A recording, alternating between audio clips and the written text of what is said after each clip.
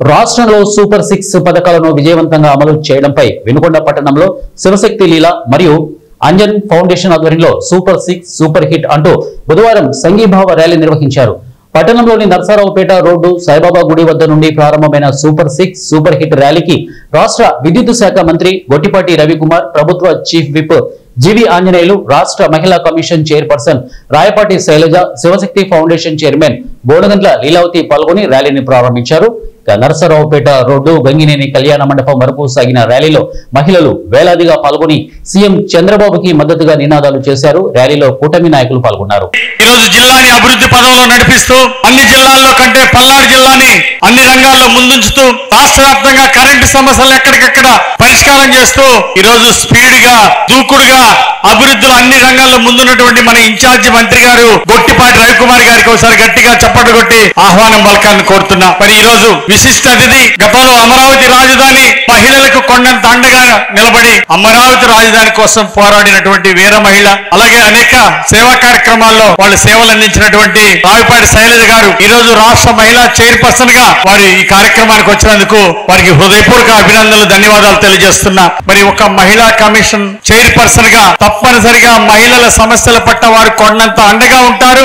ఈ రాష్ట్రంలో ఎక్కడ కూడా మహిళల పట్ల దౌర్జన్యాలు గాని అరాచకాలు గాని జరగకుండా శైలజ గారు బాధ్యత తీసుకుంటారని, చంద్రబాబు గారి ఆశయాల్ని, ప్రభుత్వ ఆశయాల్ని ముందుకు తీసుకెళ్తారని నేను ఆశాభావం వ్యక్తం చేస్తున్నా. అలాగే జిల్లా పార్టీ అధ్యక్షులు పల్నాడు జిల్లాని తెలుగుదేశం పార్టీని బలోపేతం చేస్తూ ఎన్డీఏతో సమన్వయం చేసుకుని జిల్లాని ముందుకు తీసుకెళ్తున్న జిల్లా పార్టీని ముందుకు తీసుకెళ్తున్నటువంటి కొమ్మాలపాటి శ్రీధర్ గారికి, మా అక్కయ్య నన్నపనేని రాజకుమారి గారు ఒకప్పుడు ఇక్కడ ఎమ్మెల్యేగా చేశారు, గవర్నమెంట్ చీఫ్ విప్ గా చేశారు, ఆ విధంగా మహిళా కమిషన్ గా చేశారు. ఆ విధంగా ఎన్నో బాధ్యతల్లో ఎంతో అనుభవం ఉన్నటువంటి నన్నపనేని రాజకుమారి గారు ఈ రోజు మా తమ్ముడు పిలిచాడని ఈ స్త్రీ శక్తి ప్రోగ్రామ్ కు వచ్చినందుకు వారికి హృదయపూర్వక ధన్యవాదాలు తెలియజేసే విధంగా మన జనసేన నాయకులు, కూటమి నాయకులకి అందరికీ, ఇక్కడ విచ్చేసిన సోదరులకి అందరికి కూడా పేరు పేరున నా హృదయపూర్వక నమస్కారాలు.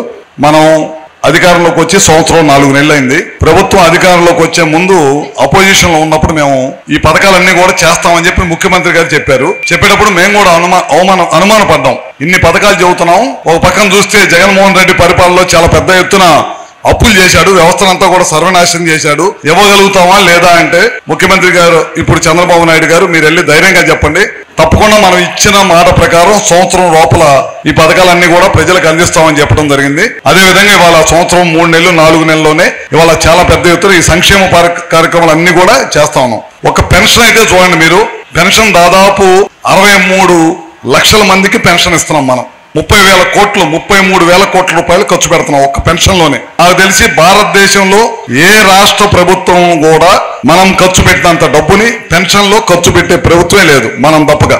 కూటమి ప్రభుత్వం చంద్రబాబు గారి నాయకత్వం మాత్రమే ఇంత పెద్ద ఎత్తున ఖర్చు పెడతా ఉన్నాం. అదే కాకుండా మీరు చూసి ఉంటారు, పోయిన 5 సంవత్సరాలు ఎవరన్నా భర్తకు పెన్షన్ వస్తా, భర్త చనిపోతే ఆటోమేటిక్ గా భార్యకు వచ్చింది. ఆ పెన్షన్లన్నీ కూడా తీసేశాడు. మన ప్రభుత్వం అధికారంలోకి వచ్చిన తర్వాత మొన్న ఒక బిఫోర్ లాస్ట్ మంత్ 2 నెలల కిందట 1,10,000 మంది పెన్షన్ దారులు ఉన్నారు. వీళ్ళందరూ కూడా భర్తలు చనిపోయి భార్యలు ఎదురు చూస్తా ఉన్నారు. వీళ్ళందరూ కూడా పెన్షన్ ఇవ్వాలనే దానికోసం 1,10,000 పెన్షన్స్ మళ్ళీ ప్రభుత్వం వచ్చిన తర్వాత మళ్ళీ ఇవ్వటం జరిగింది అనమాట. ఒక్క పెన్షన్స్ మీనే ఇంత పెద్ద ఎత్తున ఈ ప్రభుత్వం ఖర్చు పెడుతుంది. అదే విధంగా ఇందాక చాలా ఆ 1,500 గాని ఆ 2,000 గాని దాని విలువ మనందరికీ తెలుసు, అవునా? ఎందుకంటే ఇప్పుడున్న పరిస్థితుల్లో, ఇప్పుడున్న కుటుంబ వ్యవస్థల్లో ఇద్దరు పనిచేస్తే గాని ఇల్లు గడవదు, అవునా కాదా? ఇద్దరు చేయాల్సింది. ఆడవాళ్ళు ఇంటి పని చూసుకొని, పిల్లల బాధ్యత చూసుకొని మళ్ళీ బయటికి రావాలి. బయటకు వచ్చినప్పుడు మళ్ళీ ఒక అధిక ఖర్చు పెట్టుకొని బస్సు ప్రయాణం గాని ఇవన్నీ చేయాలన్నా మనకు భారం, తెలియకుండానే ఈ భారం ఉంటది. ఏదైతే ఈ డబ్బు మీరు ఆదా చేస్తున్నారో మీ కుటుంబ అవసరాలకు ఉపయోగపడుతుంది, పిల్లల అవసరాలకు ఉపయోగపడుతుంది. సో అని మీరు గట్టిగా నమ్మితే గట్టిగా ధన్యవాదాలు చెప్పాలి, చప్పట్లు కొట్టాలి. ఎందుకంటే రాష్ట్ర ప్రభుత్వమే కాదు, కేంద్ర ప్రభుత్వం కూడా, మోడీ గారు ఏదైతే ప్రతి స్పీచ్ లో మీరు ఏ స్పీచ్ విన్నా కూడా ఆడవాళ్ళకి చాలా పెద్దపీట వేస్తున్నారు, అవునా కాదా? ఒప్పుకుంటారు అందరూ?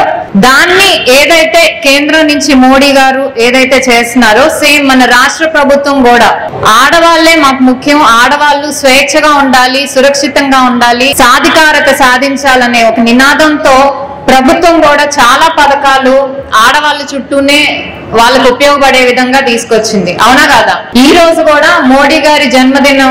అందరూ కూడా ధన్యవాదాలు. కొండ మీద శివయ్య, కొండ కింద శివయ్యే కాకుండా ఇక్కడికి వచ్చేటప్పటికి శివశక్తి ఫౌండేషన్ వారు, అంతా శివమయమే, శివశక్తి ఫౌండేషన్ వారు మహిళలకి మరి వాళ్ళని సన్మానిస్తూ వాళ్ళకి దండలు వేసి బుక్కేలు ఇచ్చి మంచి ఆహారాలు ఇచ్చి గర్భిణీ స్త్రీలకు శ్రీమంతాలు చేశారు మా లీలావతి గారు. కాబట్టి చాలా సంతోషం, అభినందిస్తున్నాను. మంచి కార్యక్రమం అని ఎరపత్తనేని చేశారు, మళ్ళీ మీరు చేశారు. ఏదేమైనా ఈ రోజు అమ్మ చాలా సంతోషించదగ్గ విషయం. మహిళా శక్తి అనేది మీకు అందరికీ తెలుసమ్మా. మనకున్న శక్తి మగాళ్ళ కన్నా మనకే శక్తి ఎక్కువ. కాకపోతే అనాథగా వస్తున్నటువంటి ప్రకారం ఏదో మగవాళ్ళ తర్వాత ఆడవాళ్ళు అంటారు. మనం పుట్టగానే మన కంటికి కనిపించింది నాన్న కాదు అమ్మ. మనం పుట్టగానే మనకు ఆకలి అయితే ఉంగా అని ఏడుస్తుంటే పాలిచ్చింది తండ్రి కాదు తల్లి. మనం అక్షరాలు నేర్చుకున్నా, అన్నం తింటున్నా అమ్మ నేర్పిందే. మంచి బుద్ధులైనా మంచి నడవడైనా అమ్మ నేర్పిందే. అమ్మ చెప్తే నాన్న చేసేవాడు, అంతే. అటువంటి మహిళ అంటే గుర్తుపెట్టుకున్నది ఎవరో తెలుసునా? ఈ దేశంలో అనేక మంది సంస్కర్తలు ఉన్నారు, సంఘ సంస్కర్తలు ఉన్నారు. ఎంతో మంది